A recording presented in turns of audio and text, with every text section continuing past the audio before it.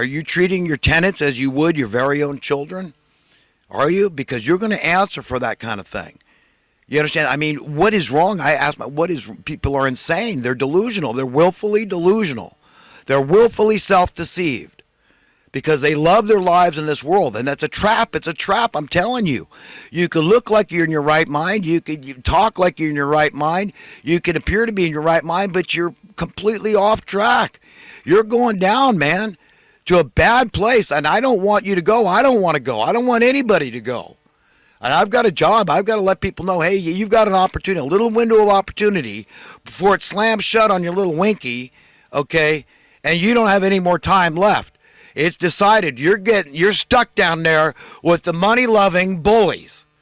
Okay, good luck. Have fun. I want to be up here on the surface. Sunshine and fluffy white clouds and beautiful ocean and greenery. I want to be there. The flora and the fauna and all that. Frolicking on God's green earth and being grateful every day. I don't want to be down there. Something out of Dante's Inferno's 9 circles of hell. Oh my God, but that's where they're headed. I'm sorry, friends, but you know what? You know, you can lead a horse to water, but you can't make him drink. And we're all stuck in this crap hole together. We're inextricably interconnected through osmosis, a scientific principle. So if your fellow human being is suffering unnecessarily, you're going to get it. You may not be cognizant, but it's there. It saps your happiness. It's that simple. We cannot be happy while we tolerate anybody, because those anybody's, those nothings, that riffraff in your town, those homeless people, represent Jesus Christ. Calling ourselves a Christian nation, tolerating this kind of crap. You think the wrath of God isn't upon this nation and upon this planet, wherever this is going on? And how is it upon it? God doesn't bring the disasters, but he allows it. He lifts his hand of protection, and there's all kinds of evil, man. I'm telling you. Okay, I mean, you look at, Google this, for example. Why are there thorns on a rose? And you'll get some sounding scientific explanation for it. No, there isn't. It's not true. They Google, do cows eat roses? Thorns don't faze them. Do goats eat roses? Thorns don't faze them. Do deer eat roses? Thorns don't. So what are the roses? Why are the thorns on the roses? It comes from the original sin and the subsequent curse. There was a point in time when God was sorry he even created us. So there was evil forces got a lot of power in this world. I believe powers. And they're the ones that vex the soul of men. I tricked you. You understand? So this explains God's amazing grace, why he gave us Jesus Christ, the final propitiation for our sin. I mean, you reject Christ, it's over, man. Game over.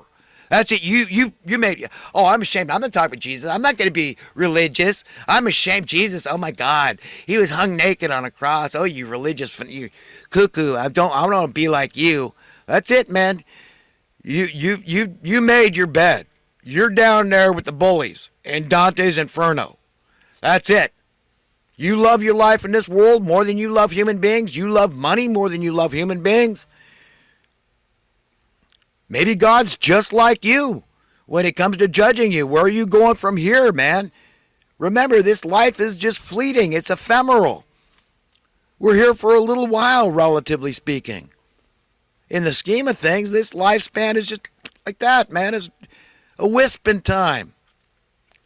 So don't have your eggs in one basket, man. You got to have the right values. You got to be in sync with God's values. And what are those values? They're you. They're me. That's it. That's as good as it gets. God doesn't give a crap about all this stuff we consider so valuable. Oh, a new car, a nice house, money.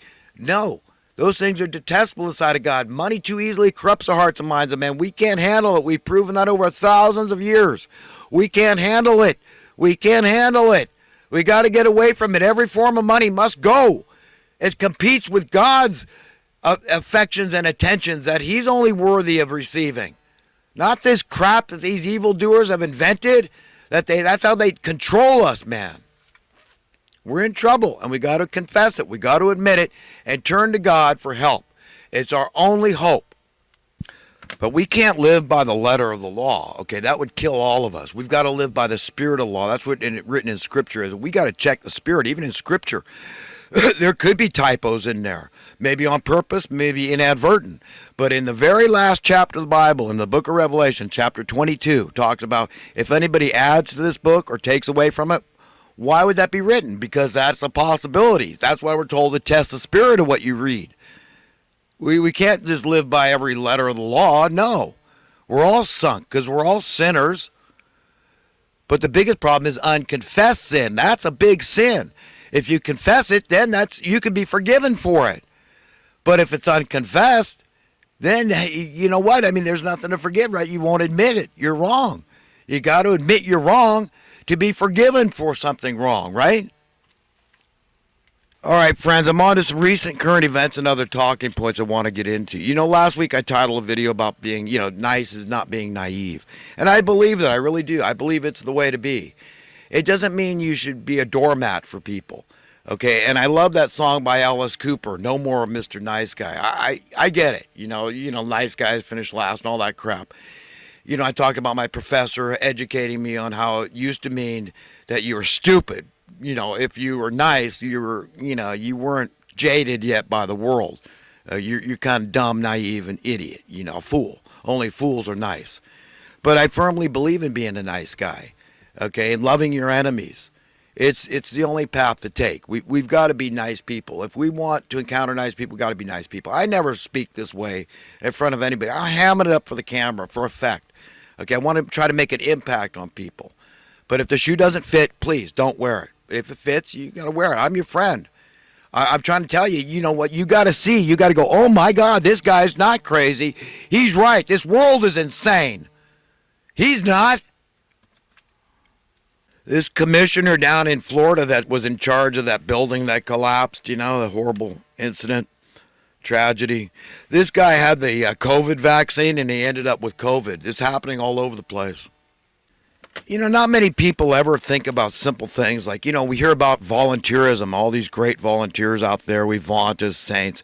Well, what if they offer to volunteer for your job and they're qualified to do it? How would you like that when that's your bread and butter? That's your security. How would you feel about it then? So are these great saints or are they ultimate scabs? Not only do they work for less, but they work for free. We need to ask ourselves those hard questions. Have that conversation. I was watching an episode of the Kaiser Report from a couple of weeks ago, a week or so, whatever. Mitch Firestein on the show. Really like that guy. If you want, he gets really good guests like that guy. I really approve. He can educate you about economics a lot better than me, the minutia more. But a lot of people, decent, honest people with integrity, are very upset about what's going on in this country. It's not good for anybody in the long run. But the evil men they got momentum, and this thing's got legs. They're going to take it as far as they can, push that envelope as far as they can. And if America turns into a third, fourth world country, they could care less.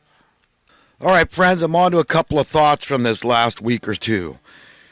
Scripture states that we humans are, quote, created a little lower than the angels, end quote.